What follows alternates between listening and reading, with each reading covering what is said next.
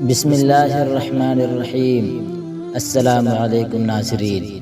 ارشادات رب العالمین۔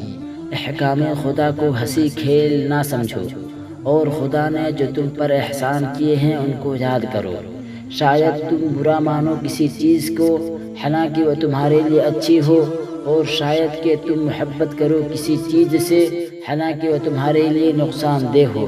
اللہ پاک خوب جانتا ہے اور تم نہیں جانتے۔ جس شخص کو میرا ذکر مجھ سے سوال کرنے سے روک دے، میں اس کو سوال کرنے والوں سے زیادہ دیتا ہوں۔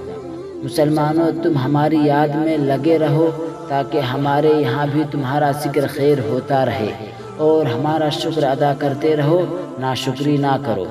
خدا تعالیٰ کی دی ہوئی نعمتوں کی ناشکری عذاب خدا کی خوشخبری ہے۔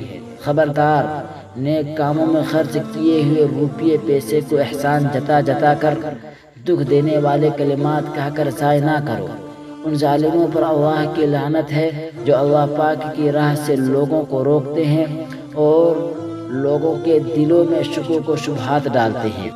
اے نبی صلی اللہ علیہ وسلم، اپنی بیویوں، اپنی لڑکیوں اور مسلمان عورتوں سے کہو کہ اپنی چادریں اپنے اوپر اوڑھ لیا کریں۔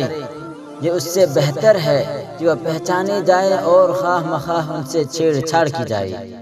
جو اللہ تعالیٰ سے ڈرتا رہے گا، اللہ پاک اس کے سب کام آسان کر دے گا، اور جو خدا تعالیٰ پر بھروسہ رکھے گا، خدا تعالیٰ اس کے لیے کافی ہے۔ یہ گمراہی نہیں تو اور کیا ہے کہ آدمی اپنے پروردگار کی رحمت سے نا امید ہو جائے۔ جس چیز کی حقیقت حال تمہیں معلوم نہ ہو، ہم سے اس کی درخواست نہ کرو، ہم تم کو سمجھائے دیتے ہیں کہ نادانوں کی سی باتیں نہ کرو۔ اے محمد صلی اللہ علیہ وسلم، کہہ دو کہ اگر تم خدا تعالیٰ سے محبت کرنا چاہتے ہو تو میری پیروی کرو، خدا تم کو دوست بنا لے گا۔ مسلمانوں، ہم نے جو تم کو مال دے رکھا ہے اس میں سے راہ خدا تعالیٰ میں خرچ کرتے رہا کرو، مگر اس دن سے پہلے کہ تم میں سے کسی کو موت آ پکڑے اور اس وقت کہنے لگے کہ کاش میرا پروردگار مجھ کو تھوڑی سی مہلت اور دیتا اور میں خیرات کرتا اور دوسرے نیک بندوں میں سے ایک نیک بندہ میں بھی ہوتا۔ جو شخص راہ ہدایت پر چلے گا اس کے لیے نہ دنیا میں کوئی ڈر ہے اور نہ وہ آخرت میں ہی غمگین ہوگا۔ دنیا کا مال و متاع مثل آب بارہ کے ہے، یعنی بارش اگر ضرورت کے موافق برسے تو نافع ہے، اور اگر زیادہ برسے تو باعث بربادی ہے۔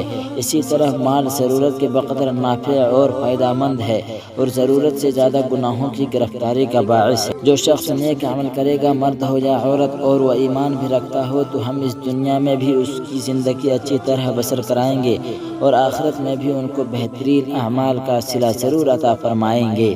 نعمت کا ملنا آزمائش ہے کہ تم شکر کرتے ہو یا ناشکری۔ غصہ کے وقت اپنے قصوروار سے بدلہ لینے سے پہلے یہ ضرور خیال کر لیا کرو کہ تو اپنے رب کے نزدیک اس سے زیادہ قصوروار ہے یا کم۔ پھر جو معاملہ اپنے رب کی طرف سے اپنے لیے تجھ کو زیادہ پسند آئے، یعنی سزا یا معافی کا، وہی فیصلہ اس کے لیے تجویز کر، کیونکہ اللہ انصاف کرنے والوں کو ہی دوست رکھتا ہے۔ جب ہم آدمی پر اپنا فضل و کرم کا دروازہ کھول دیتے ہیں تو وہ ہماری طرف سے منہ پھیر لیتا ہے اور ہم سے کنارہ کش ہو جاتا ہے، اور جب اس کو تکلیف پہنچتی ہے تو بڑی لمبی چوڑی دعائیں مانگنے لگتا ہے۔ لوگو، تم پر جو مصیبت پڑتی ہے وہ تمہارے اپنے ہی کرتوتوں سے پڑتی ہے۔ دن رات کے رد و بدل میں عقل مندوں کے لیے بڑی عبرت ہے۔ جو شخص عزت چاہتا ہے اس کو چاہیے کہ خدا تعالیٰ کی فرما برداری کرے، کیونکہ عزت ساری خدا کی دین ہے۔